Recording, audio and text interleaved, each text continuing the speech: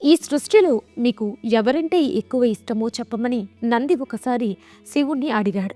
అందుకు శివుడు చిన్నగా నవ్వి, నాతోనే ఉంటావు కాబట్టి నాకు ఎవరంటే ఎక్కువ ఇష్టమో నువ్వే చెప్పు అన్నాడు.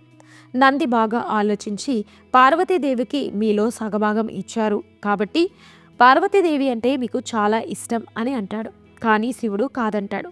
ప్రథమ పూజని ఘనాధిపత్యాన్ని వినాయకుడికి ఇచ్చారు కాబట్టి గణపతి అంటే మీకు ఎక్కువ ఇష్టం అని అంటాడు నంది. కానీ శివుడు కాదంటాడు. కార్తికేయుడు జ్ఞానగురు కాబట్టి మీకు కుమారస్వామి అంటే చాలా ఇష్టమని నంది చెప్తాడు. కానీ శివుడు దానికి కూడా కాదు అంటాడు. సృష్టిలో ఉండే అందరి పాపాలను కడిగే గంగను తలపై ఉంచుకున్నారు కాబట్టి మీకు గంగాదేవి అంటే చాలా ఇష్టం అని అంటాడు నంది. కానీ శివుడు కాదంటాడు. దాంతో మీకు ఎవరంటే ఎక్కువ ఇష్టమో మీరే చెప్పండి స్వామి అని అంటాడు నంది.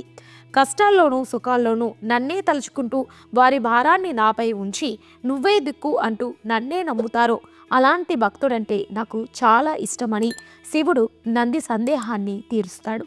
ఈ వీడియో మీకు నచ్చినట్లయితే లైక్ చేయండి, షేర్ చేయండి. అలాగే అందరూ హర హర మహాదేవ్ అని కామెంట్ చేయండి.